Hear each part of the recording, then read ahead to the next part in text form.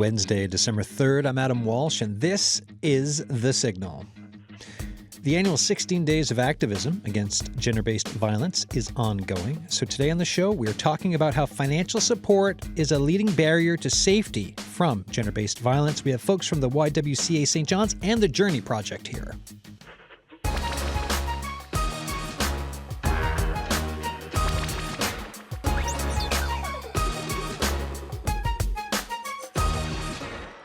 All right, so I mentioned the 16 days, and the National Day of Remembrance and Action on Violence Against Women is December 6th, a day when we remember 14 women who were murdered while attending a mechanical engineering class at École Polytechnique in Montreal. Today, like we've done these, every year we do a show around this, and Maria Gentle is here, YWCA St. John's is executive director. We have not talked about the financial side before, you and I, and the other guests who I'm going to get to shortly, but it's something that I've thought about before for a conversation, because I've had other conversations around this, but the importance of this conversation around gender-based violence is such an important topic. It sure is. Thanks so much for having us today, Adam. And on this snowy day as well, I'm sure there's lots of listeners who are at home. And when we bring up the history of the 16 days of activism against gender-based violence, when we remember the National Day of Action on Violence Against Gender-Based Violence around École Polytechnique, we often think of this, and rightfully so, as a tragedy and a massacre, which it was. But we know that there are today and every day people in their homes, family, friends who know of loved ones who are in intimate partner violence situations, experiencing gender-based violence. It's very real. It's often so intimate and known that that's why the Nest Fund is so powerful and so important to talk about. It's the National Emergency Survivor Support Fund that is really a survivor-led strategy to address gender-based violence. And I'm so excited to talk about it so that we can raise awareness, for folks to believe survivors, donate to the fund, and, make a difference, because all of those funds go directly to survivors. You've got Rosie Myers here with you, a Financial Empowerment Coordinator, YWCA St. John's. Thank you for coming in again. Thanks for having us. And also for everyone, thanks for coming on the snow day, by the way, because I know it's not for the rest of the province, Labrador. I know it's fine today, but gosh, there's some snow out there for a lot of folks. Rosie, just talk to folks just a little bit about, to remind people, what a Financial Empowerment Coordinator is. Well, we're making it up as we go along, really. Just responding to what folks are looking for. Really, we aim to create a shame-free, open space to delve into any money questions that folks have. We primarily serve women and gender-diverse folks and their families. And we offer a range of financial support services, lots of service navigation. I'll talk a little bit more about the specifics, but just generally anything that's related to somebody's financial resilience or well-being, we'll delve into with folks, not in the professional advice sense, but definitely can connect folks to professional advisors if that's what they need, but also just navigating general day-to-day questions of money and finances. Yeah, 'cause, there's just so much that, to understand that we don't get taught necessarily growing up, and then some of that has to do with access, privilege, you name it. Mm-hmm. But what do you find with some of the opening up of information, even if it's something as simple as the importance of filing your taxes because of what you can get from that? What do you see for some of the end results of when people start to kind of see the fuller picture around what they haven't seen before because multiple reasons? Yeah, I mean, there's lots of surprises. Sometimes folks might feel very confident in one area because they might have had, they might be filing their own taxes because they've had support doing that, but then they might not necessarily be as comfortable navigating some other area of their personal finances. So sometimes people come in just about one specific thing, and I might have assumed otherwise that they'd be comfortable with that area because they're doing X, Y, and Z in their financial life. So, and they might have had, say, I know some younger folks have gotten some intro in high school to tax filing and accessing benefits. That's definitely not something I experienced in the late 90s going to high school. No, me neither. Not at all. No. Nothing, not once was there a mention of money. I did learn how to make a wooden spin top, though, which was crucial. Absolutely. I made a dolphin out of wood. There you go. Well, that's way better than mine. Anyways. So sometimes, I mean, it really runs the gamut. I think some folks are really they might be starting fresh day one, especially definitely some folks that we're seeing who are, might be leaving a violent situation and their ex-partner might have been the one who took care of all of their finances. Yeah. And so they might be starting really kind of, what is the Canada Child Benefit? How have I received that? How do I keep receiving that?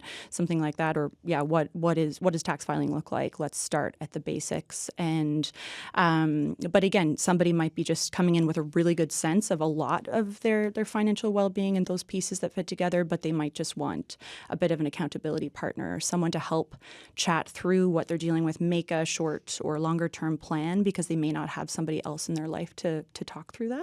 Right on.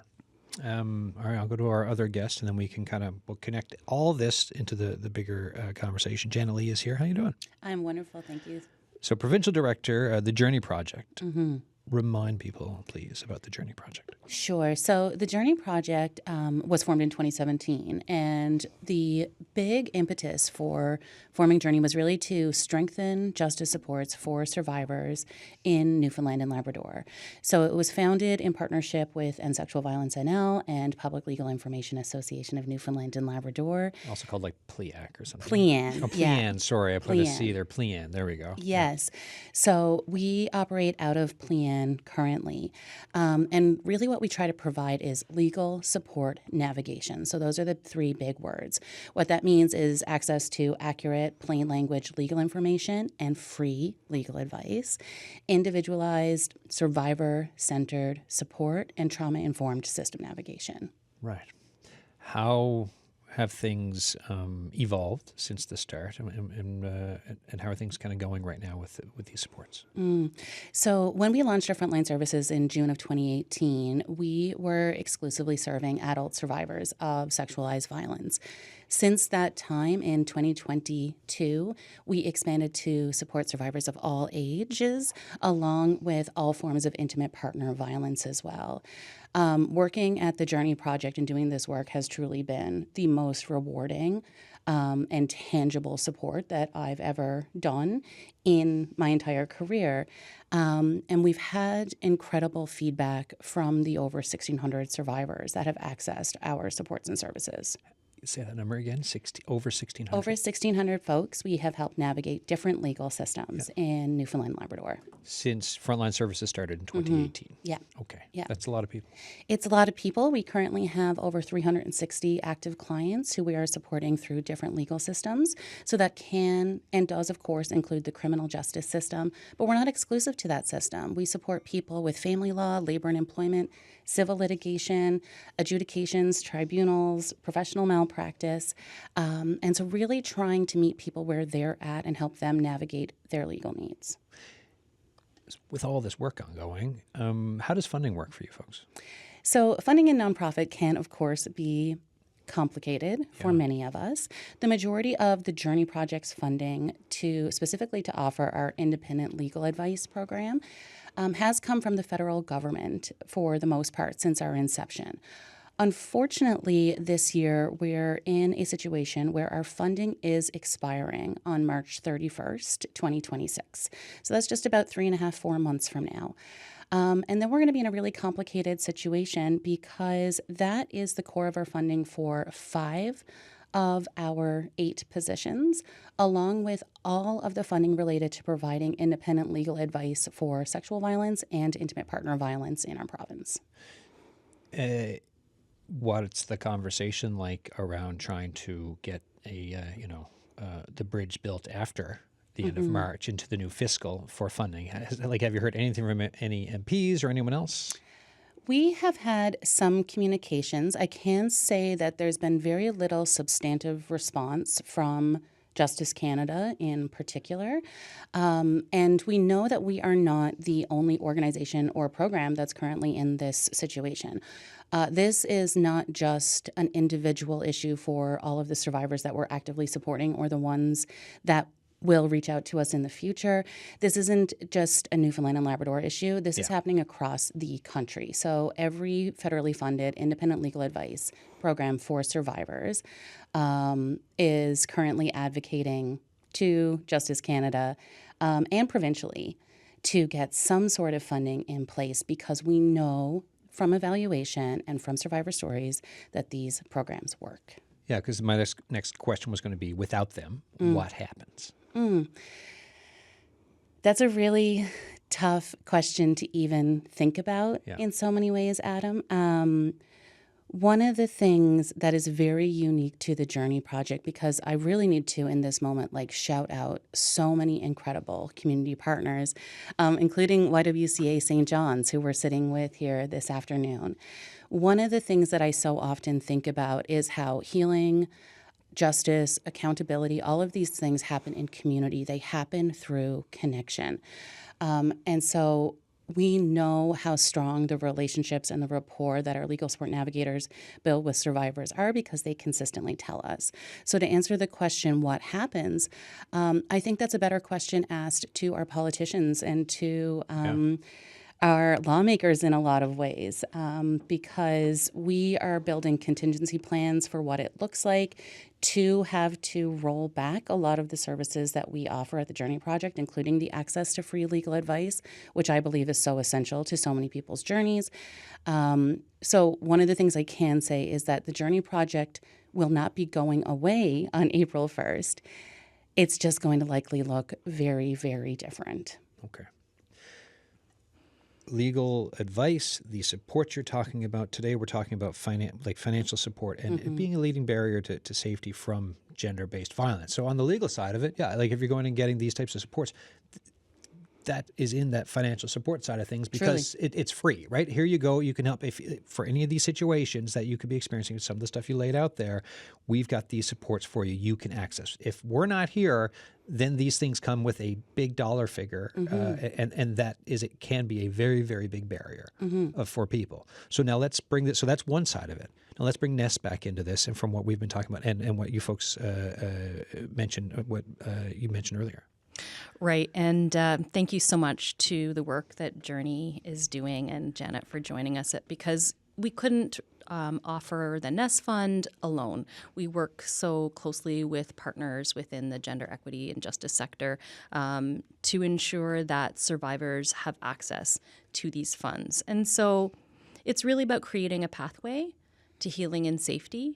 It's really about listening to survivors through the YWCA Canada network, who contributed to this research that indicated finances are the barrier, the leading barrier to finding safety. And here's the, I'm on the page right now. Sure, so National Emergency Survivor Support Fund, NESS, N-E-S-S, YWCA St. John's. It says there's a big click rectangle. If I need access support, I want to support the fund. And here's the opening line. In Canada, every 6 days, a woman loses her life to gender-based violence. Survivors of gender-based violence frequently say that not having enough money, Maria, as you're saying, was one of the primary reasons they stayed in abusive situations. So we've got this fund, and we've also talked about we're talking about the legal side of it and the support side and why that is needed. If finances are a barrier, having that accessible is crucial for what this conversation. Sorry, continue with Ness if you could. No, thank you for reading that out. I think the statistics are really stark and astounding, and we know that there are so many hopeful signs along the way, and we're hopeful that when we work in community, when we call on community to support this kind of donation, and a donation from Ness goes directly to survivors, that we can make a difference and we can interrupt that cycle of violence. We know that's not possible for everyone, but we do want to offer a lifeline. And we offer through the Ness Fund up to $1,000 per survivor to assist with urgent costs that are related to fleeing violence. And that could be establishing safe, secure better housing. And so we can sometimes be working with the Iris Kirby House. We support with utilities setup. A whole host of costs are associated when leaving or launching that independent journey. And so over 90% of the recipients report that participation in this program really increased their sense of well-being, increased their safety, and improved their living conditions. And I can't tell you the amount of feedback we've heard, again, locally and nationally, that the Nest Fund has changed people's lives. Mm-hmm. What's remarkable is that, again, we're working not in a silo. We're not saying this is an individual problem. It's a community problem that we need to work together on. And that's why at YWCA, we're just so fortunate to have the financial empowerment program that will also further link people to the financial systems that can access other resources. And Rosie is such an expert in navigating that with such care and a trauma-informed approach to what makes a difference in survivors' life to overcoming financial barriers. Can we map that out? So, for example, for everyone in this room right now for this conversation, if we have someone who's looking to escape gender-based violence, intimate partner violence. And there's been this financial barrier and which has prevented them. But now we know that there's a Nest Fund and there's help out there. So when that person decides to make that step, what happens? And we can start at the shelter if we'd like. It's like, okay, maybe it's an emergency shelter. Who wants to kind of take the baton now and kind of map this out for me? Yeah, the pathway to Nest can be varied, and because our Nest Fund is still growing, and this is why we're setting that call out to community to support the Nest Fund, you can go to our website www.ywcastjohns.com, and you'll see the Nest Fund barrier there for you to donate. Is that we don't want to indicate one or individuals in particular. It can be varied. So we often rely on our partners from Journey, from the Women's Center to Iris Kirby to connect with us, and survivors can also reach out directly. And through that conversation, we'll assess and work together to figure out the needs and what Nest can provide financially from that point. Yeah, I mean, I think I was just thinking of the range, right? So like for the range of what's available, so that if they get in touch and for the range of what could be there, because it's like there's a shelter support system, there's Nest, then also if there's the legal side of like, hey, I need to start talking about this. Mm-hmm. And then as someone perhaps might be able to graduate to, if it's from the shelter to safe housing, then maybe it's going in to talk to someone like yourself, Rosie, right? Like, what are the range of conversations you have for different types of folks in these situations? What are some of those conversations like? Yeah, I mean, and I think I'm thinking about your question that you put to Janet about what happens after March 31st. In some ways, I can't imagine supporting folks or connecting to certain people without Journey, because in order to be thinking even about like taking the steps to apply to something like the Nest Fund, you have to have space in your life to think about that and where that money needs to go. That the decision fatigue around how to, what are your next steps, that's hugely supported by the work that Journey does. They help create space in folks' lives. They support them in some of that legal decision-making step by step. They're working their way through a very bureaucratic, complicated, very harmful sometimes system. And so if they didn't have the support from Journey, I don't think often folks would really have the space to come to us, either to apply for the Nest Fund or to take that next step of like figuring out their financial, resilience and well-being. And I think, Journey support of survivors is really, I feel very confident, is saving lives. And working in partnership with them is what really allows us to take a holistic approach to supporting folks and truly creating a pathway to independence, like Maria mentioned. I don't think there is a pathway there without the work that Journey does and then our other partners as well. Because I think a lot of folks who are lower income or navigating possibly a newer situation where there's been a huge dip in income and financial security because of maybe leaving an abusive partner, It can feel like a very individual process that you have to navigate. As many of us folks, generally we feel very alone in our financial well-being. It feels like it's a very individual problem. But the work that we do and that Journey and other organizations do is partly to remind you you're not alone, and you do have support as you navigate this complex system. And it does feel, I know at times people feel that there's no resources out there, but we're here to support and solidify those resources that are there, get you to the point where you don't feel that you have to rely on those resources anymore. Yeah, this is why I think the community conversations are so important about, it's like, okay, Journey Project, YWCA St. John's. Yesterday, we had folks on from Stella Circle talking, right? And they talked about 15 futures, 15 safe homes, safe and supportive housing, and why that is so important. So then if you start to understand within the community what is out there and how, if everyone kind of works together, supports can be there for gender-based violence and escaping it, and all the layers that can be there and the different types of situations, just knowing that there's a whole ecosystem of support if you know where to go and that you all know each other. And it's like, oh, wait, so you're talking to me, well, actually, you should talk to Journey Project about this. And also, supportive housing units are opening up, or there's one available, or this shelter, or, like all of it. And to have folks understand that ability is there and that it is so needed. Because, again, how many folks have you helped since 2018? Over 1,600. There you go. Amazing. Right. Incredible. Yeah. Maria, question for you. I'm just looking up the name of the program here. The Prosper Canada program.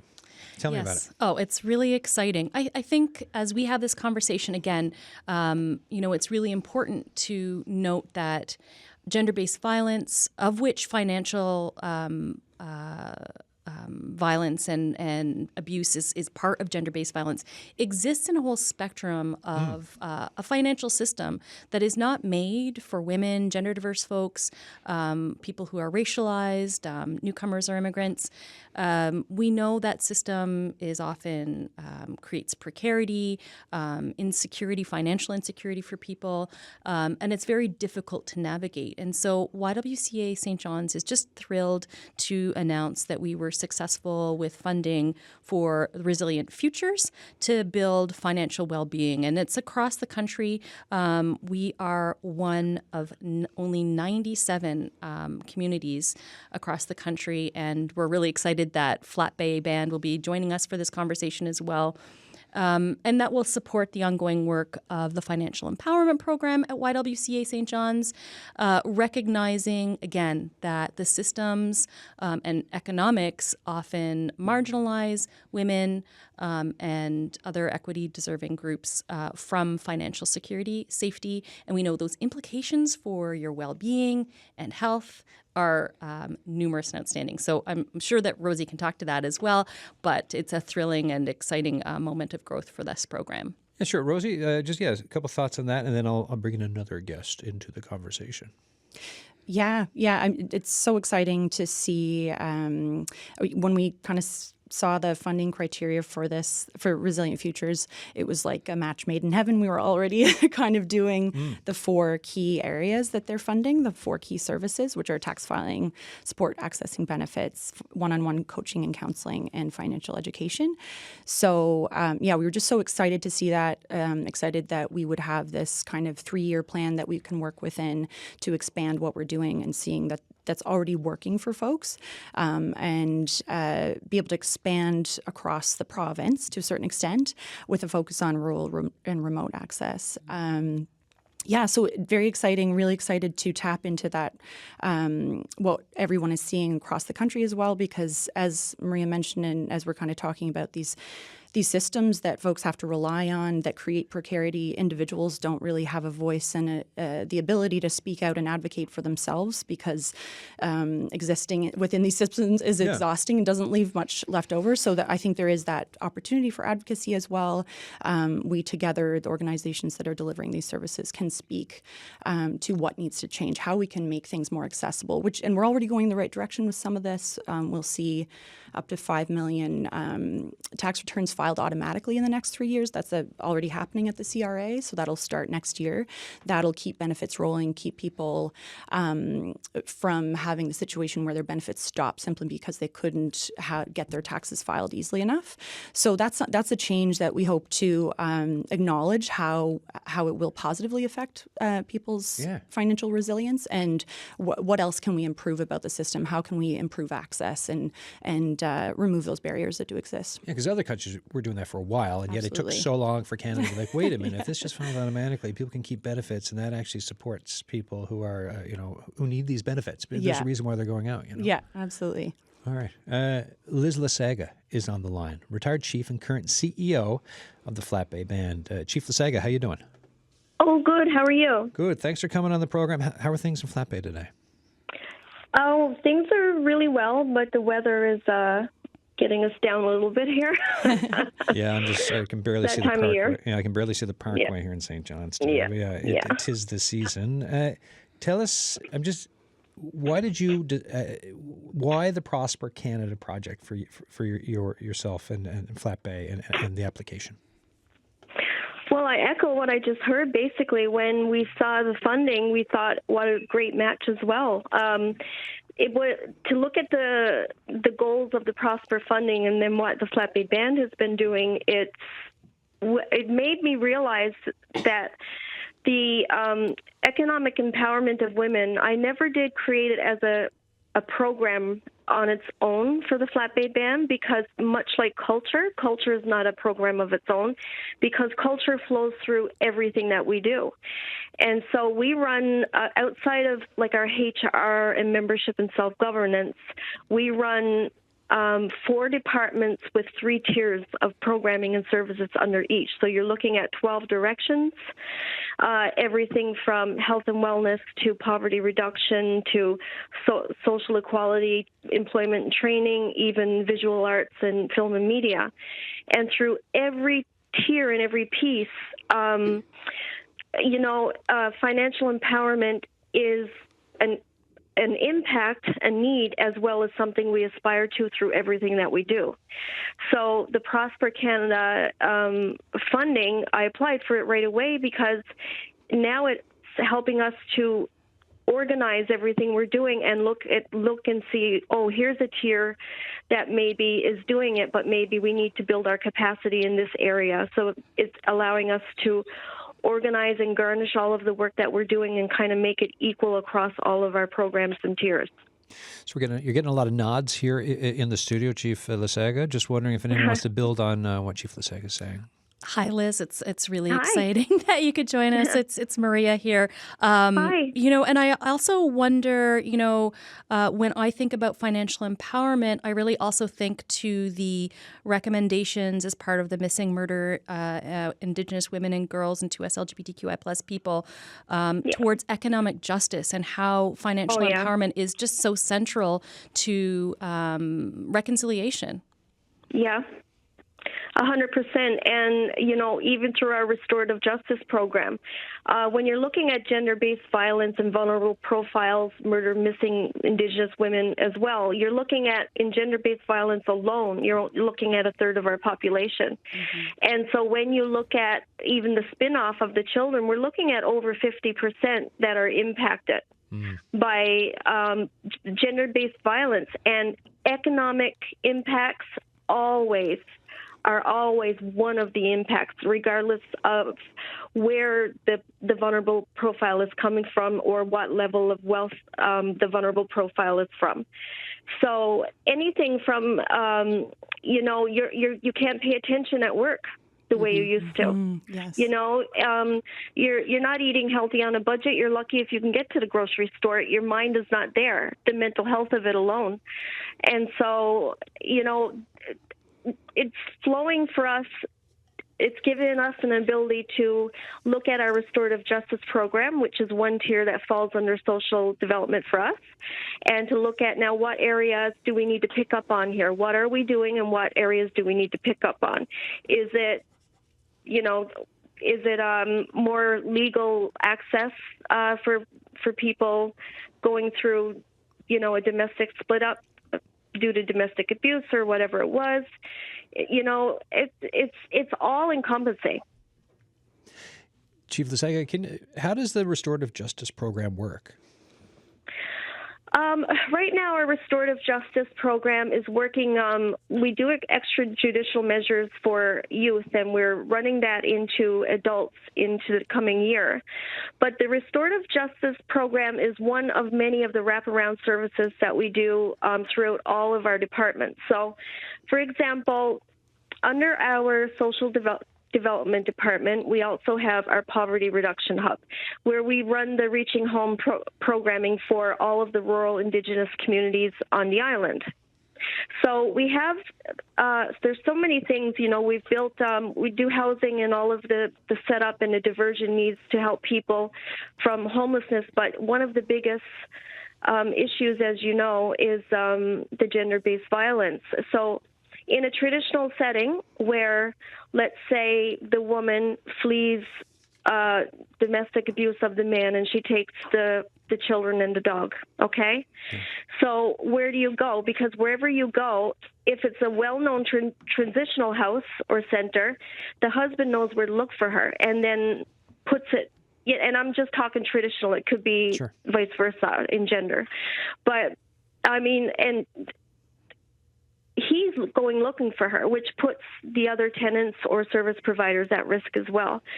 So we've built a little bit of a secret society, in a sense. I hate to say it differently, because, we're looking through with partnerships with the other bands and that. We built a guest house at the Flat Bay Band, which works for anyone who's going through legal issues or homelessness or out of work or anyway where housing is not safe or not available at the time. And we're able to put people there for a night, for 6 months, for a year if we have to, and help them with all of the gaps, the wraparound services that they need. So it's a customized plan for each person. So if restorative justice, if legal repercussions is one of it, if mental health is one of it, if employment training is one of it, or all need it, we do whatever it takes through our internal programs and services, as well as through external referrals and partnerships with other service providers. So we also have this secret society kind of idea where we can actually place the person or the family fleeing the domestic relationship somewhere at any time and move them at any time.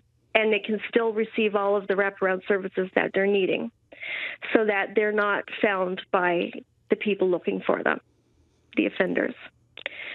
So restorative justice, it's hard to explain at this point because it's more of a customized approach. Yeah. What does that person need? What, is it legal representation? Is it, is it safety? Whatever it is that they need. And we have to take it and look at it from a case management point of view.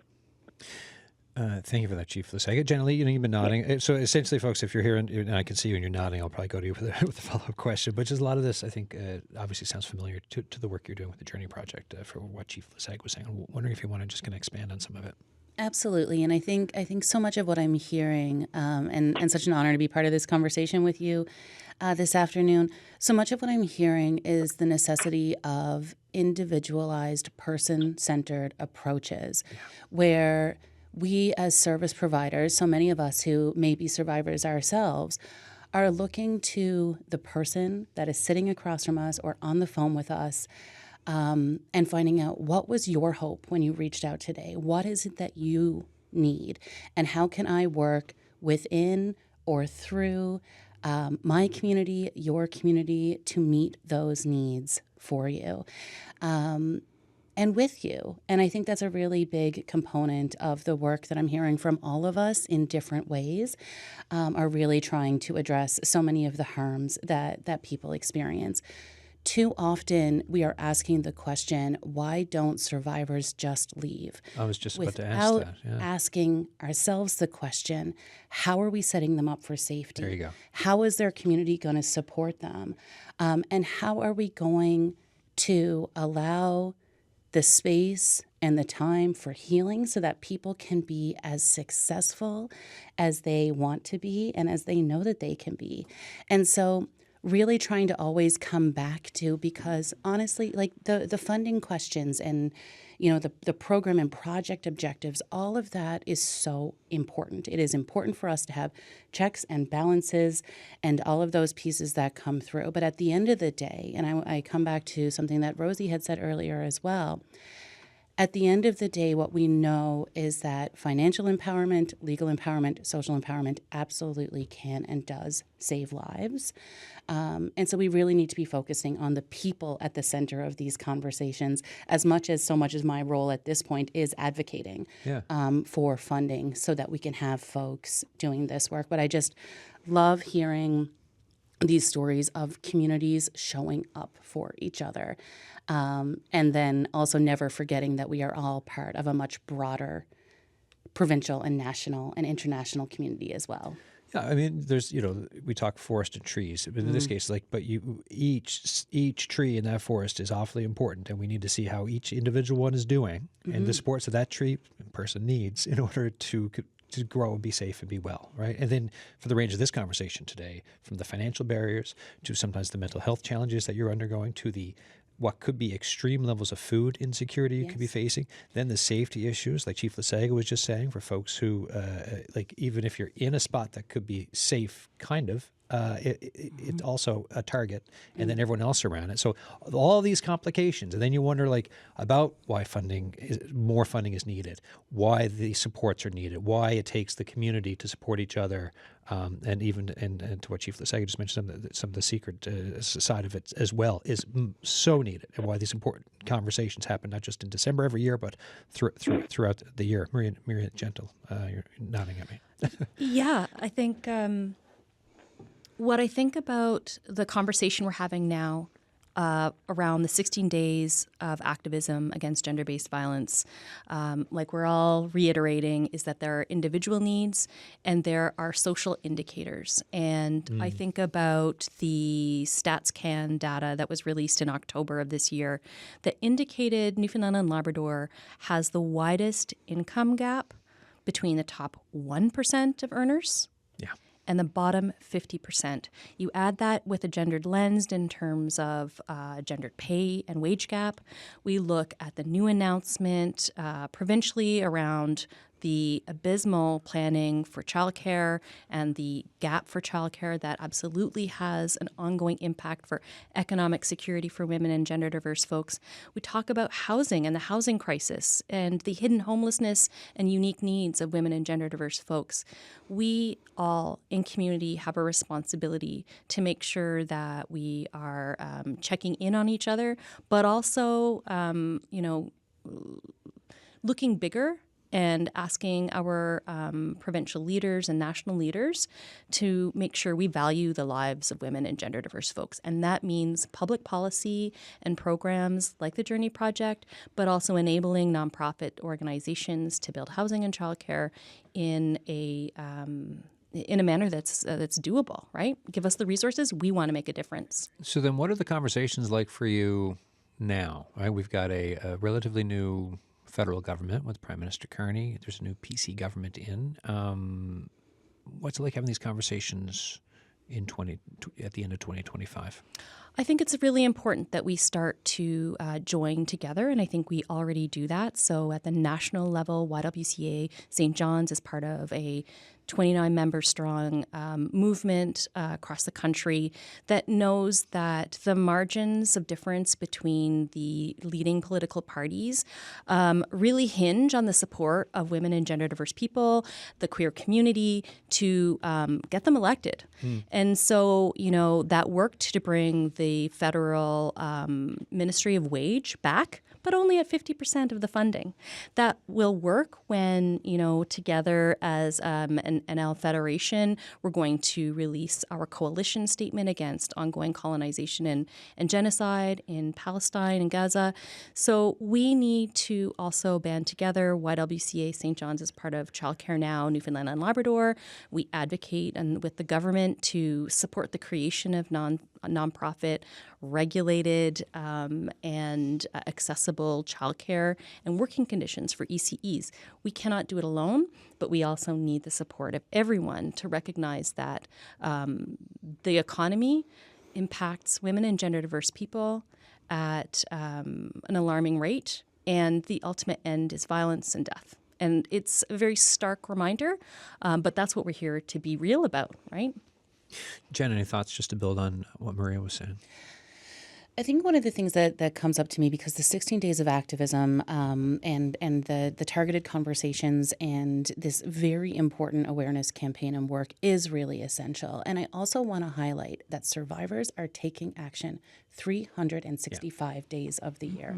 Yep. Every single day, survivors are doing things to have themselves be a little bit safer, have their kiddos be a little bit safer, to protect their extended family, their people in their communities. And so survivors are constantly taking action.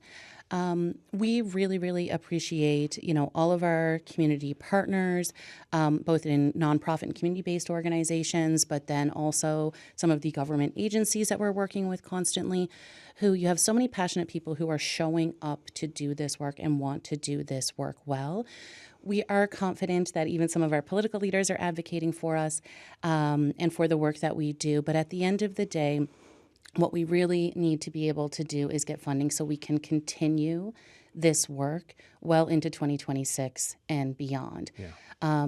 We know that it really makes a difference in people's legal journeys and their legal lives when they can access legal advice. And the reality is that the vast majority of us, maybe even those of us who are in higher income households, can't necessarily afford legal advice.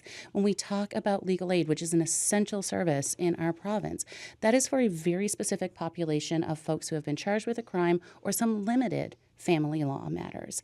But the vast majority of us, maybe even all of us in this conversation today, would not be able to necessarily afford legal advice if and when we needed it. And so when we talk about this being a free service and the Journey Project essentially being free, there isn't a means test. It is open to absolutely everyone because, as Rosie and Maria and the Chief have pointed out, that so often folks may not have access to the financial resources. And so if financial abuse or economic abuse has been part of your IPV experience, you may not have a credit card. You may not have a bank card. You may not have access to cash. Your paychecks may be taken from you. And so often these conversations, I think, are a little bit more complex than, again, that very reductive question of, well, why don't they just? What I would ask, again, the larger community is, why don't we all just? Yeah.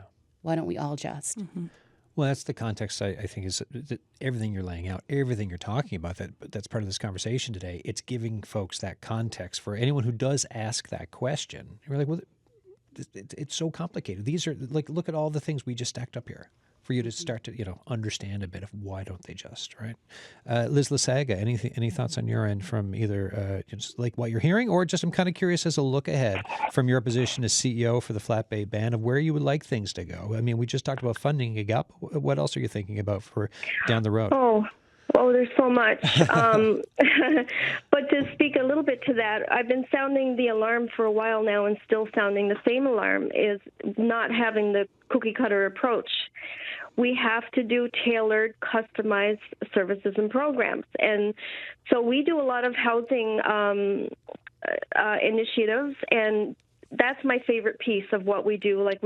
We're a huge contributor, provider of food and basic needs and diversion and that kind of thing. But my favorite part is the housing that we've been doing. And it's because I've kind of insisted on a little bit of a creative license to do it somewhat my way.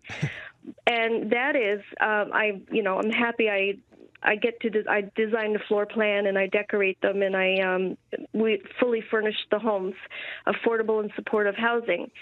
And so a lot of them are right in a stone's throw of our band office, where you can go and get all of your other wraparound services or employment and whatever it is that you need. But here's the thing. When government puts out programming and funding and there's a cookie cutter approach, what drives me crazy is the amount of waste there is, okay? Beyond that, you have to take it then and try to mold it within the parameters of reporting it properly and the funding and all that type of reporting that you have to do, mold it for reality for what really is on the ground. So I'll give you an example. Let's say we give one of the high schools $50,000 to buy every person a size 7 pair of black boots, okay? Great. We got $50,000 worth of winter boots, black, size 7. How much of that is going to be used? Because we're not all size 7, are we? Yeah. And it may be even that I'm not picky. I'm a size 7. I'm not trying to be picky about color, but I was raped in a pair of black boots, whatever it is. So when I do a home, I try to talk to the clients about color, and especially in the Indigenous color, where we want to be vibrant, we want to express ourselves. So this whole idea of welfare row and res housing and all that stuff, it got to go. You know, because we want dignified, affordable, supportive housing. And the housing crisis right now is creeping up the income ladder. So, I mean, it's getting higher income people now at this juncture. But when I do a home, I put in the colors and the decor and the art where I meet the tenant where they're at. We've been doing this 6 years. We've not had one move out, not one. This is long term. It's not a Band-Aid solution. It's long term. It's forever. I always put in an extra bedroom. Why? I was a single mother.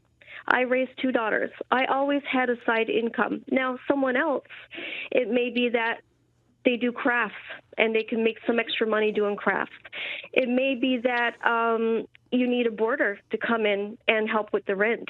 It may be that you bring a sitter in lieu for rent who can babysit for you to go to work. There's so much economic potential in just having the one extra bedroom.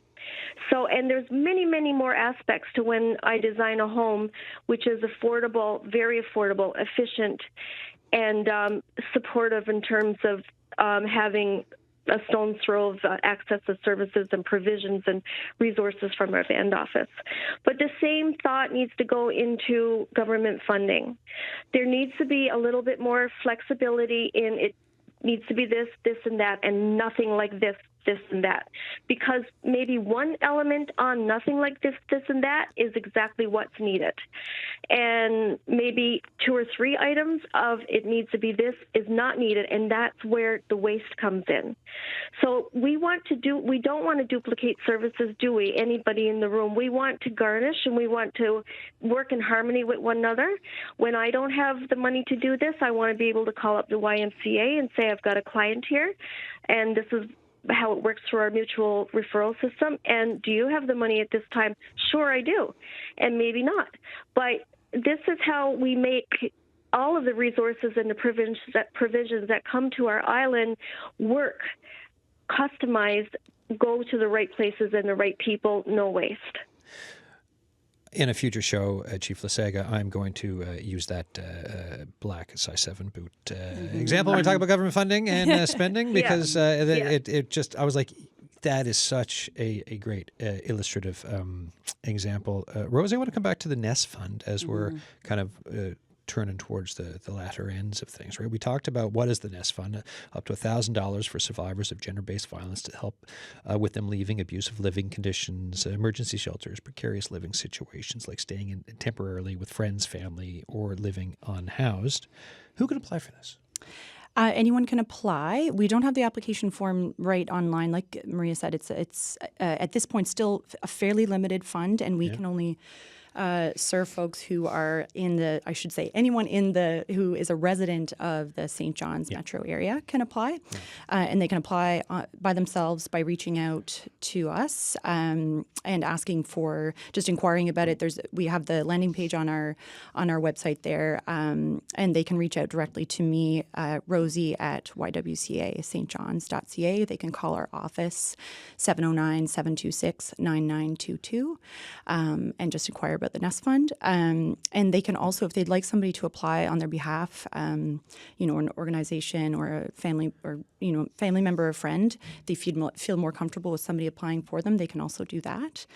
And it's meant to be a low barrier fund. We don't. It's a fairly straightforward application form, and it, like Maria mentioned, you can apply for a very wide range of expenses that you're seeing as a barrier to your stability, either to help you leave a violent situation or to stabilize housing after you've left. No, I'm on the page right now, and it's like first and last month's rent, set up expenses for utilities, moving expenses, storage, travel, bus, gender affirming care. I mean, it's a pretty big list. Mm-hmm. Yeah. Any other thoughts from you? Like either of anything that's being said from your own thoughts around it, or through the financial empowerment coordinator lens of the discussion for today? Yeah, I mean, there's so much to think about. It was so wonderful to hear from Liz on the depth and breadth of their programs out there in Flat Bay. I can't wait to hear more. And I'm seeing threads through what everybody's been saying. I think in terms of, there was one thing Liz mentioned about when somebody is, trying to go to work, when they're experiencing domestic violence or IPV at home, and how difficult it can be to think about your life. And one area of sort of advocacy and wins in that regard has been through the labor movement and the push for domestic violence leave, and the sort of grounds we've gained in the workplace. That's a huge area that is supportive of financial resilience, and generally, again, being able to create a bit of space in someone's life to figure out, okay, who do I need to contact? I can take this day off, go to the Journey Project, apply for the Nest Fund, contact like Liz's services, and tap into the secret society, like she mentioned. We hope one day it doesn't have to be a secret society, but of course right now it still does, because the systems that we work within don't always protect folks like they should. And we attended the Unifor Summit on IPV on Friday. So again, something the labor movement is moving towards.